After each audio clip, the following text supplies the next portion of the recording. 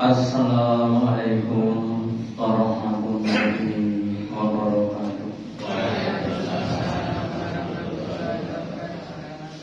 Alhamdulillah, alhamdulillahilladzi akramana bi ni'matil iman wal Islam.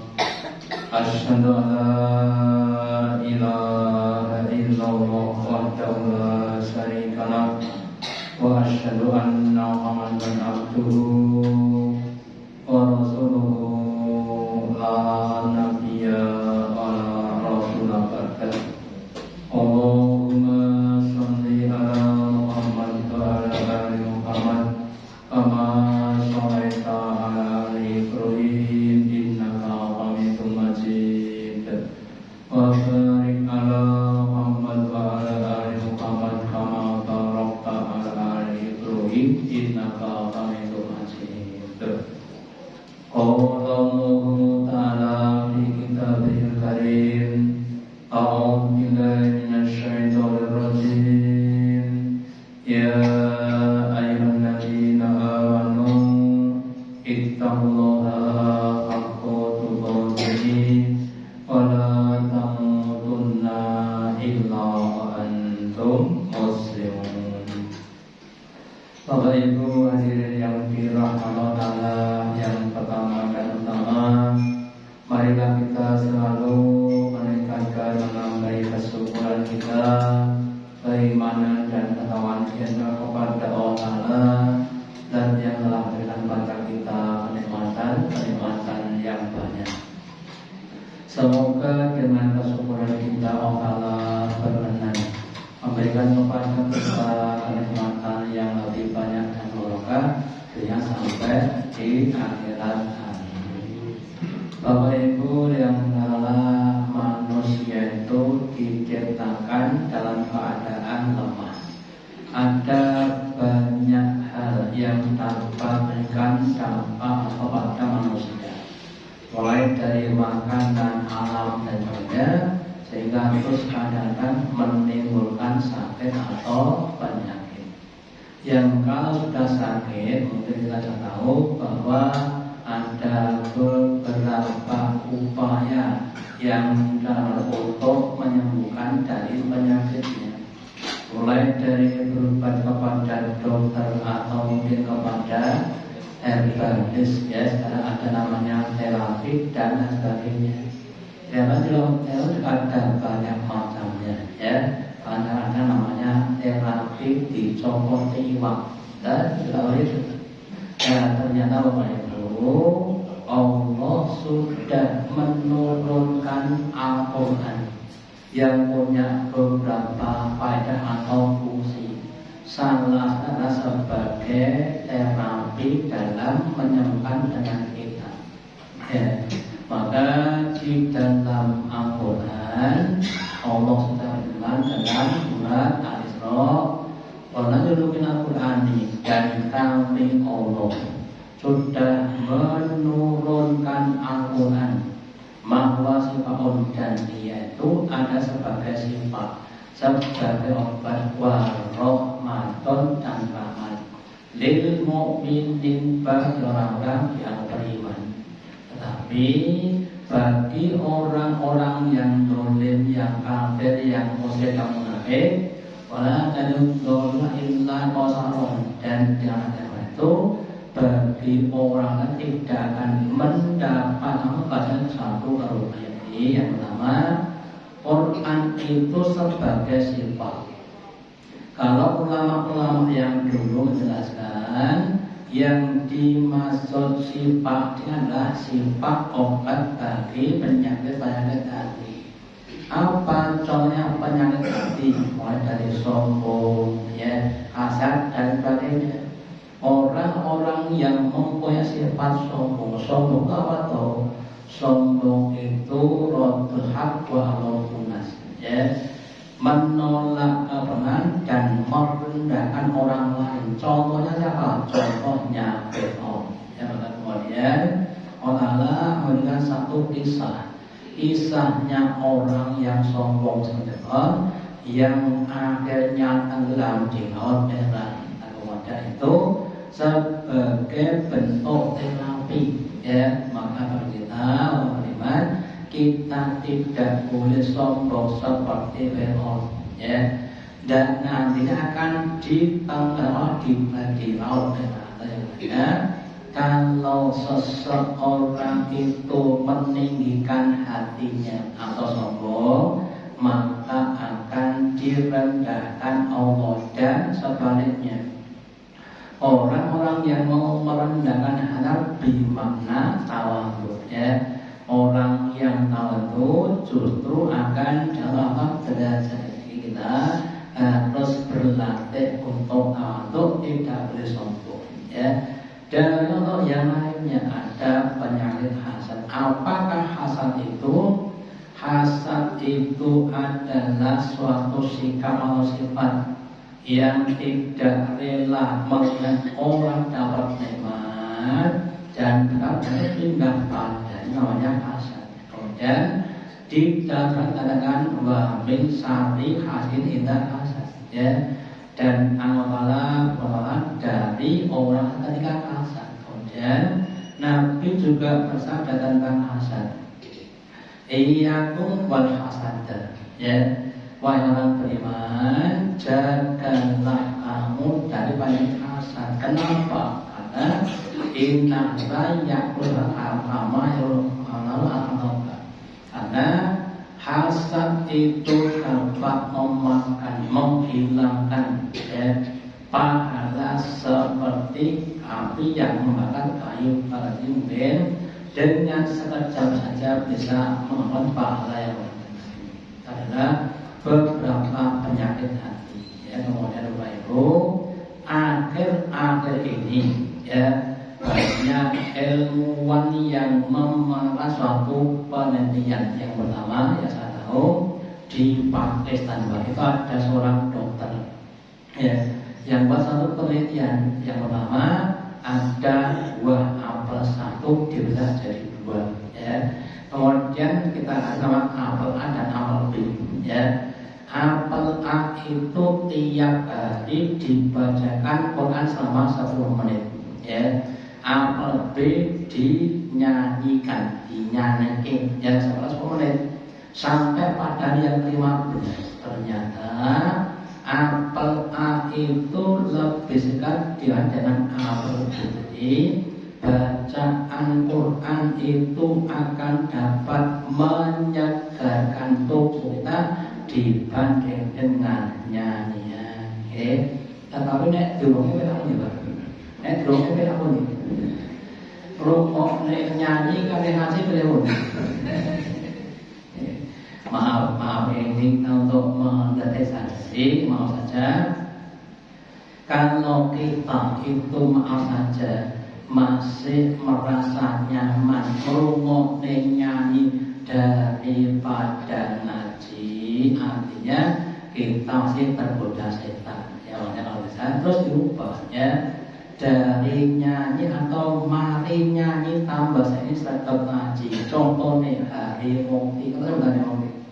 Nah, penyanyi top, ya, nanti ustaz sebelum bapaknya jadi ustaz, ya. Kemudian kisahnya Islam di Andalusia, ya. Salah satu penyebab turunnya Islam di Andalusia yang awalnya di istana itu, ya, dulu banyak dikumandangkan bacaan Al-Quran. Kemudian diganti dengan ribuan di istana, kemudian jadi turun lagi. Dan ternyata di rumah kita, ya, dulu pakai tahun 70-an itu omai wong Islam bermahir tantan kisahnya isinya apa? Zaman dengan rumah-rumah kita bermahir tantan sana isinya apa? Wong moco Al-Quran. Jadi esok isinya apa? Wong nonton HP. Yang ya ini untuk semuanya. Ya, seandainya belum sampai itu, monggo ada berproses, ya.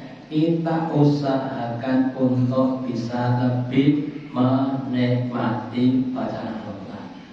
Terus yang kedua, Bapak Ibu, ada seorang dosen di Amerika yang dia itu menanam suatu tanaman, ya tanaman A dan tanaman B, ya. Kemudian yang tanam A tadi setiap saat diperdengarkan Al-Quran, sementara yang B tidak. Kemudian ternyata pertumbuhan itu ya sebenarnya dengan pertumbuhan berita ini kita menunjukkan bahwa kita juga begitu, orang-orang yang biasa membaca dan mendengarkan insya Allah akan ulangnya jadi dalam yang tidak duduk bersadaran yang ini sudah kita katakan oleh Ibu. Dia katakan bahwa orang yang membaca Al-Quran, ya, suara yang keluar dari mulutnya kemudian naik ke atas, kemudian akan mempengaruhi pada jiwa orang yang mendengarkan Al-Quran, sehingga semakin banyak baca Al-Quran, insyaallah banyak terapinya, ya, sehingga kita usahakan untuk banyak baca Al-Quran. Yang keempat, kalau kita baca Quran, ya, yang hadir berapa orang baru? Kalau kita baca Quran itu yang aktif berapa orang? Satu mata, dua nomor.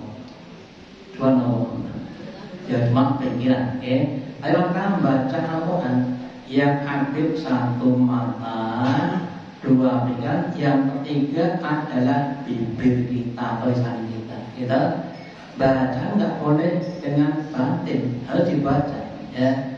Yang keempat adalah paru-paru kita. Ya. Kalau kita baca, orang nggak usah ambil-ambilan dari orang yang mau. Ya, nggak usah ambil-ambilan. Kita ngomong. Nah, kita. Tapi orang baca Quran harus ambil-ambilan. Bismillahirrahmanirrahim. Ambil lagi, ya. Ternyata ketika kita menghembuskan nafas semakin panjang itu, ya, pantangan semakin potensial. Ada yang satu penelitian, ya, paru kita itu yang kita lihat paling cuma 15%, ya.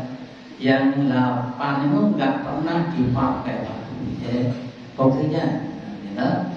Kalau kita lihat namanya penyelam di laut Banda, ya, dia naik kapal perahu, terus dia turun lagi ngambil peran di dasar laut. Kemudian naik lagi itu nggak pakai pelampung, itu ada sekitar 5 menit, itu kuat, ya. Penjenengan baca Quran paling panjang nafasnya sampai berapa baris? 1, 2, 3, 4, sampai 15. Saya katakan Pak, saat ambil nafas sampai 1 halaman kuat banget. Kuatnya pakai kamu berbuat ya, karena kita nggak pernah memotasikan, ya. Kalau kemudian dipotensikan, semakin ditekan itu kemudian akan semakin mekar.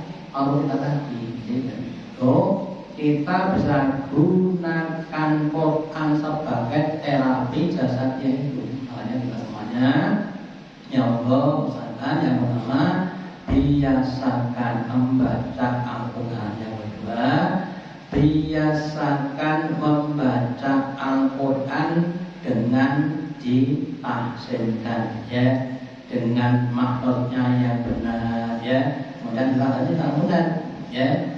Kalau kita membedakan dengan benar, lidah kita kan dilatih dengan huruf yang kadang kita tidak bisa. Ghairil maghdubi alaihim, bukan ghairil maghdubi. Itu kurang pas ternyata itu dengan menempatkan makhrajnya itu kita bisa menterapi mulut kita, lisan dan tadi gitu. Kita kan menjadi orang-orang yang fasih. Yang ketiga, terapi Al-Quran. Ternyata Ibu, suatu bahasa itu kalau semakin sulit akan menjadi orang semakin cerdas, dan sebaliknya bahasa yang mudah itu membuat orang tidak begitu cerdas. Sementara bahasa yang kita kenal adalah pertama bahasa Inggris sendiri, bahasa Inggris adalah bahasa yang paling mudah, sehingga kadang-kadang tidak cerdas dibanding dengan bahasa Inggris dan Arab. Maka yang paling salah bahasa Arab itu. Kalau kita semakin pasif berbahasa Arab, meskipun cuma baca Al-Quran, ya, insya Allah nanti orang semakin berkembang. Jadi orang ini usahakan harus banyak-banyak membaca Al-Quran. Ya, kalau kita kemudian dibiasakan jadi suatu namanya wirid. Ya. Kemudian juga di surat-surat dikatakan pun kata Rasulullah huwa lillahi wasifah, katakanlah bahwa Muhammad bahwa Quran itu bagi orang-orang yang iman sebagai hutan, ya, sebagai petunjuk yang menunjuki setiap langkah-langkahnya. Contoh, ya, masih banyak orang yang salah dalam memahami rezeki. Sebagiannya mengatakan bahwa rezeki adalah apa? Rezeki itu apa? Rezeki itu apa? Apa bu? Rezeki itu apa? Rezeki itu duit, Pak. Rezeki tidak cuma rezeki itu adalah semua hal yang dapat menjadikan hidup semakin enak, namanya rezeki. Ya, sehingga ada harta benda kita, dan kemudian tidak satu itu merupakan rezeki, bahkan ada yang bahkan ada sebagai suatu siksaan. Ya, Allah akan memberikan siksaan pada orang dengan adanya banyak rezeki, ya, diparingi bondo sing kathah antek melimpah ruwah, tapi diberi penyakit uting, ya, ditambah penyakit jenenge serata, ya, wis bondone kathah mangane mung sego karo kecap, ya, pakaiane cuma kaos oblong kali katok cendak, ya, alasane ben ngirit, ya. Kemudian masih serata, pokoknya sudah 15 pengen nambah, namanya dibanding apa? Berarti bukan suatu, tetapi suatu siksaan. Ya, kemudian dia semakin tersiksa, semakin banyak, semakin besar pada tadi namanya harta, bukan sekali tapi sekali satu orang. Dan yang nomor itu, jadi Islam mengatakan bahwa rezeki itu tidak cuma harta, ya, kemudian ada tingkatannya, ada 4 tingkatan rezeki yang disebutkan oleh masalah. Ya, yang pertama rezeki yang berupa harta, ini namanya rezeki yang paling bawah. Ya. Yang kedua rezeki namanya kesehatan. Ya. Awal bondone kathah ning ora tahu sehat, itu permasalahannya, Pak. Bondone kathah ning penyakite nggih kathah. Lah ora tahu mangan enak kok ndak tambah loro. Ya, makanya adalah kesehatan. Yang ketiga adalah rezeki berupa keturunan yang soleh dan solehah.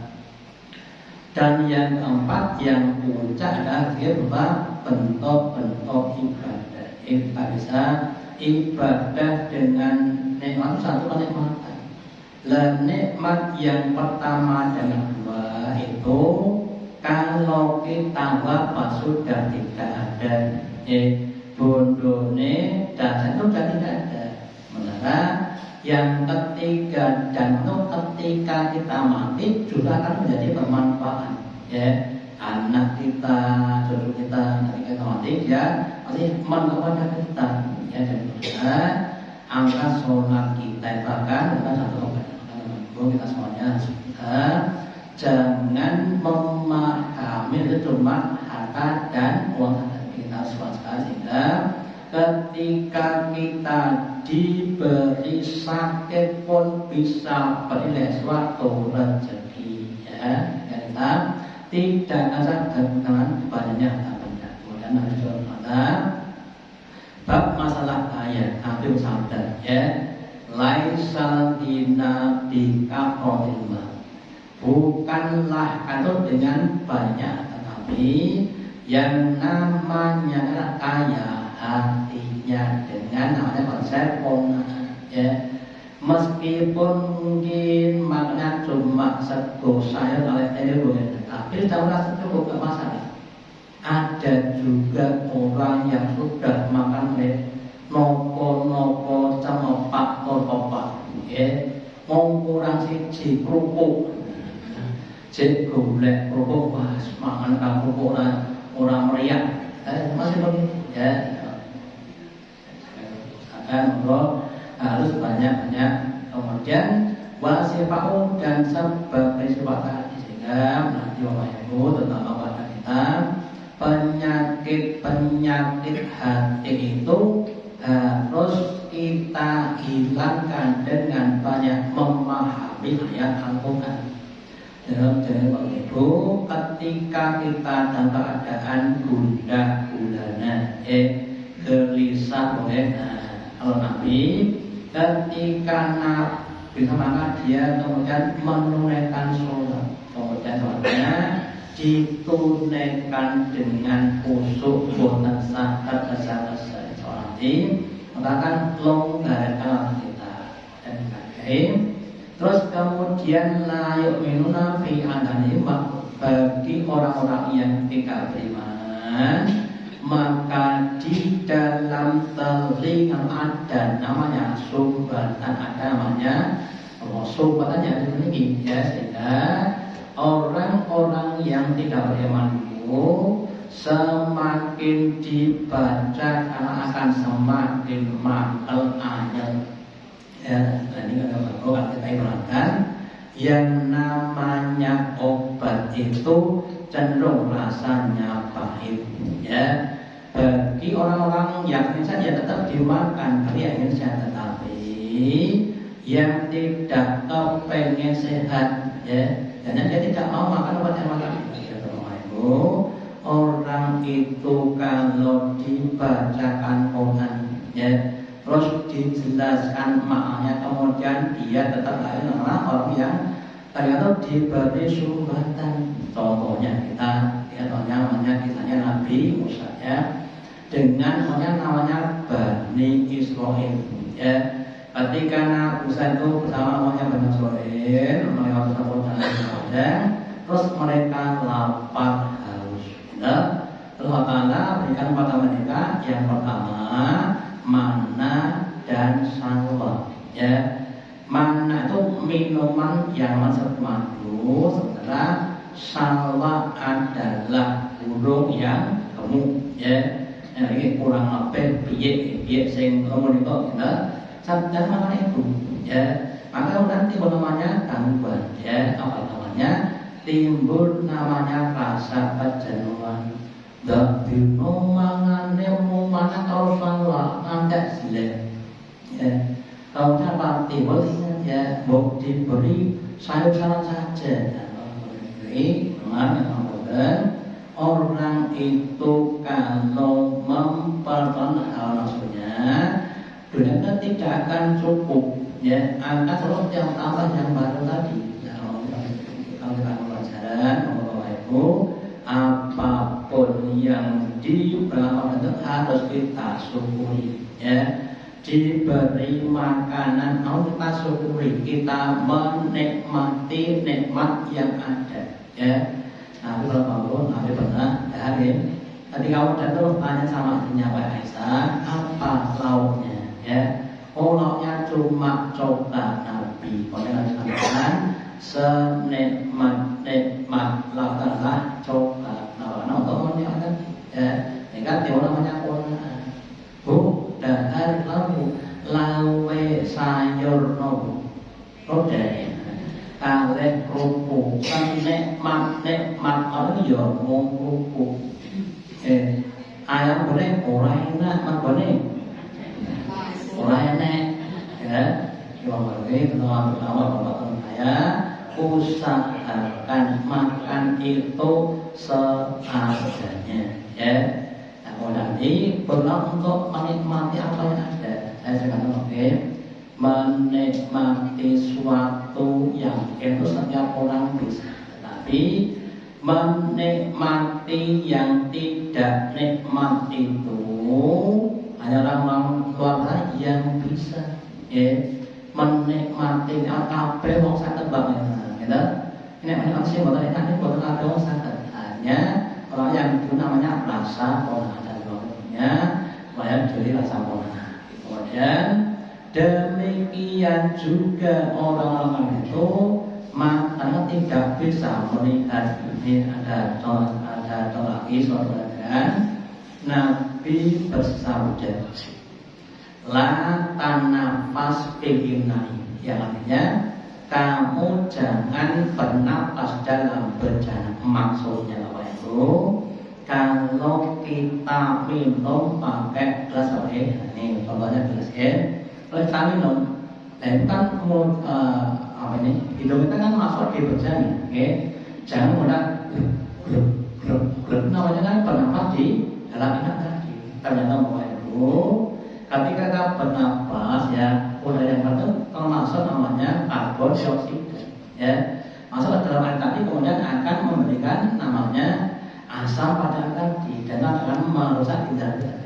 Itu kita kalau tidak boleh berada dalam badan, kan menurut glek itu nggak bernapas sampai maksimal 3 kali, kemudian itu lagi jangan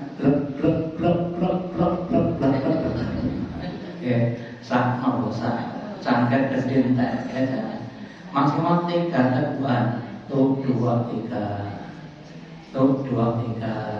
amun tuh 2, 3, 4, 5, 6 itu kan begitu, ya. Cuma itu Islam itu seperti ya. Kadang-kadang orang mau saja tidak memperhatikan tali dengan hawa nafsunya tadi, makanya usaha, ya. Kita kembali terapi dengan Al-Quran dan ajaran Islam yang lainnya. Kemudian kita lanjutkan. Dalam sebuah hadis Nabi bersabda bahwa tidaklah orang-orang yang dia pondok tempat yaitu kemudian dia belajar Al-Quran, dan Allah akan turun kepada mereka itu kesakinaan, ya. Kalau orang yang kalau orang jenenge lonengan kuyok kita sok antek menikmati kita kalau itu nanti sholat ketika sudah sampai pada makomnya, maka ketika membatalkan timbul namanya kesakinaan, ya. Kalau ya, wong niku nek senengane unjukane lagi panas kental, nek pas nyuput kados donya nggone dhewe, ya. Seruput paling benar, kemudian semasa, ya. Atau yang lainnya Bapak Ibu, ya. Lah jangan Bapak Ibu dan Bapak, ketika kita baca umpamanya seakan-akan timbul suatu kenikmatan yang luar biasa. Untuk mencapai pada makom tadi memang harus berlatih, ya. Berlatih untuk berusaha membaca dengan takdir, yang kedua memahami makna-maknanya, ya. Kemudian kalau bisa, kemudian mengaplikasikan dalam kehidupan kita sehari-hari. Jadi kita semakin banyak yang kita pelajari, ya, nanti akan semakin banyak petunjuknya. Contoh saja, namanya gini, ya. Kita punya uang, ya. Kemudian kita diminta satu donatur sementara, ya. Warga itu masih membutuhkan. Karena pertanyaannya untuk siapa uang kita, ya. Kemudian ada katakan bahwa yang pertama sekitar itu adalah kebutuhan tanggungan kita, ya. Jadi seandainya kita punya uang 5 juta, gitu. utama kita 3 juta kan kita tutupi dulu 3 juta ya. Nah yang kedua kemudian untuk yang lainnya, jangan sampai kita itu punya utang uang 5 juta, kalau kita punya 3 juta kemudian kita investasi itu nggak boleh ya. Sekali lagi, yang namanya tanggung jawab itu lebih wajib dibandingkan dengan yang lainnya. Contoh yang belum kita bisa lakukan. Nyumbang itu hukumnya apa? Nyumbang itu hukumnya apa? Nyumbang wong mantu itu hukumnya apa? Wajib apa? Sunah apa? Mubah? Nah, dia ngurus ni mau memang jalur doa dan restu pak. Di balik ni pun nopo. Lalu itu sedangkan melunasi hutang itu hukumnya wajib. Ya, dan kita sunnah nggak boleh malah wajib. Ya, oleh kalau saya kita kembangkan saya sampaikan ya. Wong niku nek saged baku nyumbang sakowate, lah apa bukan Indonesia apa? Nek mau nyumbang kali 500, kalau nyumbang 50, ya bisa dong. Tadi ini kau, dan nek wong sugih boh, mau nyumbang 500 antik, dan nek orang cuma terus tidak boleh utangan, kita ya kita kembangkan, ya. Kemudian bapak ibu, yang namanya untuk punya kemampuan yang berbeda-beda. Ada tiga A, B, C. Ane wong sugih beda kakak, jadi wong larat. Kita ketika sing digawe si C, kita si A, si A wong nyumbangnya 3 juta. Kita wong sugih boleh. Si B nyumbangnya 200. Kita pas sing digawe itu si A, si C nyumbang pinten? 3 juta. Kita boleh ya, atau ada kami monggo kalau bisa harus ditotalinya ya, semampunya saja termati. Jadi kita bapak ibu harus berusaha menjalani dengan aturan Islam ya, harus dengan kemampuannya tadi. Nah, kemudian bapak ibu, pentingnya kita semakin meningkatkan kemampuan dalam beragama.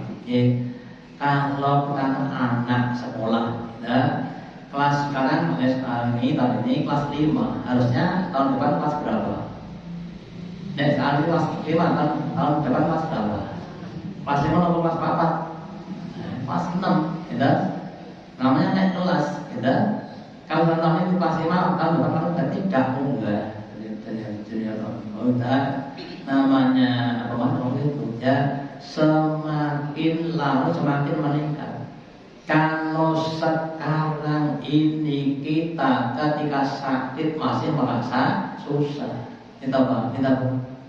maka susah kita harus ketika kita merasa bunga. Kenapa? Karena Allah itu memberikan sakit kepada orang yang dikehendaki, dilandasi dengan hikmahnya, bukan dengan bentuknya. Jadi kalau itu dengan tasik artinya tentu diberi kesempatan untuk dekat kepada Allah. Yang kedua, diberikan kafaroh atau alat untuk menghapus dosa-dosanya, sehingga kalau kita semakin lama itu akan semakin berhusnuzon kepada Allah.